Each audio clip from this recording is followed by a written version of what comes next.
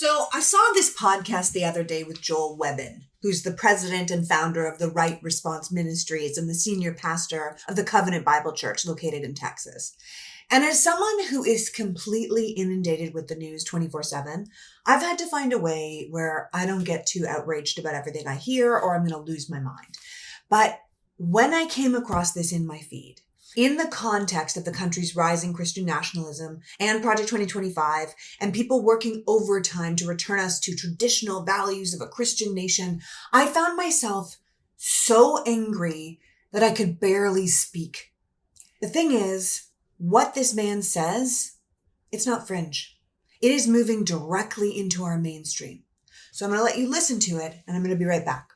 What would cause a woman who ordinarily, according to created order and the way that God has designed women, that she would aspire towards beauty, and not just external, but internal, and that chiefly described as, a gentle and quiet spirit, and rather she would forsake that and embrace being a loud woman. All right. So what are the causes? One is a lack of accountability for women, which we absolutely have had for decades.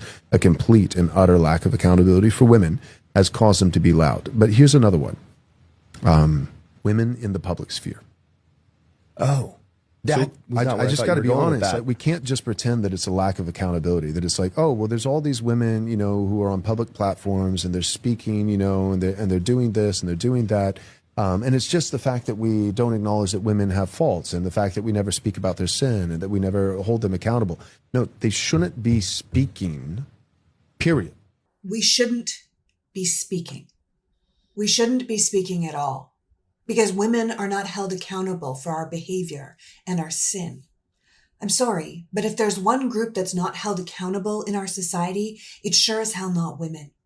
Women are the ones who are forced to carry babies that were raped into them. Women are the ones dying from treatable pregnancy complications. Women are sexually assaulted in this country every 68 seconds. 1 of 3 women will experience rape or attempted rape in their lifetime. How different is what this guy said than the Taliban? How different is what he's saying than the men who took over Afghanistan and made women silent and afraid? The people who use their religion to cover women's hair and their faces and their body, who have them silent in public, not allowed to be educated, not allowed to drive, not even allowed to speak to each other. These are the people in charge of our country right now. These are the people that MAGA has held up and given power. We are being led by authority figures who are known sexual predators, supported by men with such fragile masculinity that they don't want to compete with women in school or compete with women in sports, and they don't want to compete with women in the public sphere.